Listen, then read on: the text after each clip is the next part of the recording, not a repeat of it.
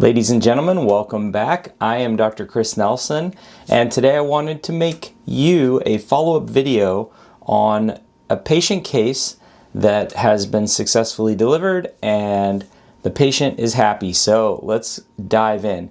This particular case I talked about in a prior video.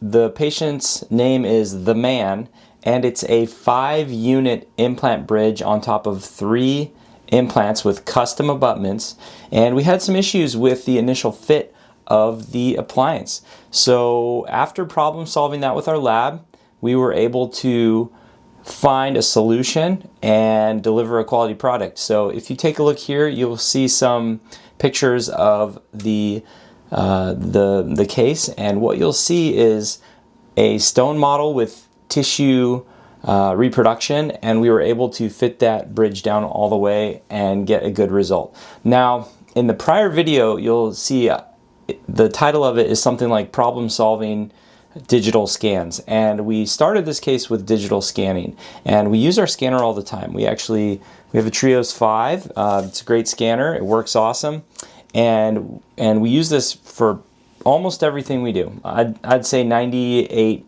out of 100 crowns we'll use that scanner. But in this case, we were having issues with the passive seating of the bridge. And what we determined, we actually had 2 different scans, 2 different printed models, and stone models. And what we determined was actually the issue was the tissue pressure on the between the bottom of the bridge and the gums. So apparently there is a way to do a 3D printed model with artificial tissue. I haven't worked that out with my lab yet, but for this case, after we took the physical impression and they poured it up with the tissue model, they were able to confirm that actually the 3D printed, the scanned models, 3D printed scanned models and the stone model actually interfaced really well. So, we could check and verify that the scan was good, the other scan was good, so because I took 2 if you look at the other video, and the final product was good. So they all were interchangeable.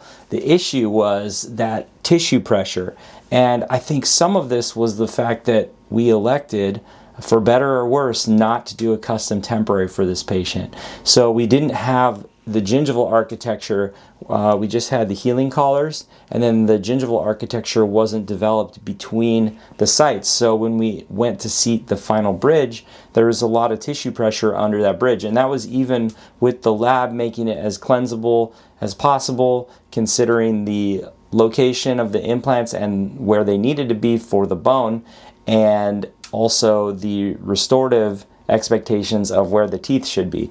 So all those things combined, we ended up solving the issue. We were able to seat the bridge passively. It went on first try, and I was telling our patient, The Man, that hey, this is how it's supposed to go. It's supposed to be boring and easy and simple, and the bridge is supposed to just go like that.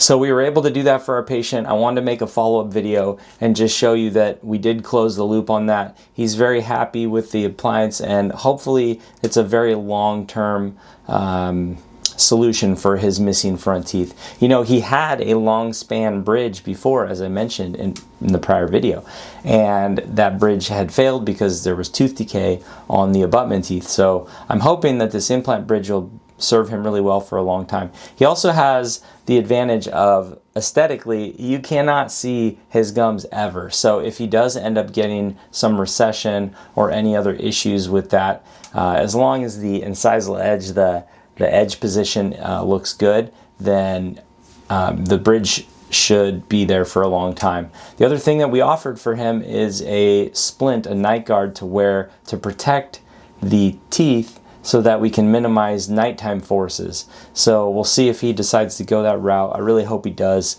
And it's pretty much a mandatory after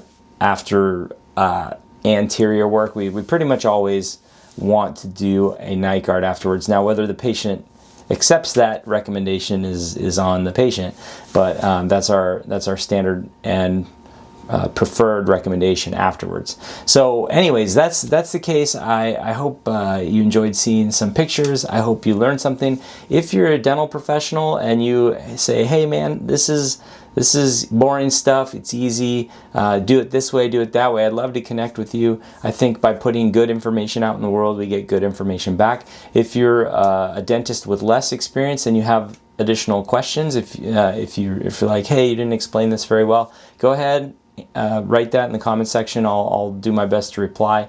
And then if you're a patient looking for a dentist that is insanely focused on quality and just getting it right, we are accepting new patients. So if you're in the Redding area, Northern California area, we do accept new patients, and we don't have a ton of new patients every year because we focus on quality. So less is more. We try to take more time with each person, and I think that's really fun. It's something that my dad is really passionate about as a dentist over the years, getting to know people. And then my grandpa, prior, when he was around, he was just the original dentist in town that would really take the time and the effort to do a great job. So I'm trying to continue that legacy, and if you're looking for a dentist, let me know. If you have any questions or you want to get to know me, shoot me a comment. Go over to our website. There's a contact form there, and it goes directly to me. I will read those and either forward them to my front office team to reach out or reach out directly. So I hope you're having a great day. I hope this video finds you well, and I hope that by learning something, we all get better. I am Dr. Chris Nelson. That's me. And have a great day. I'll see you in the next video, which will be soon.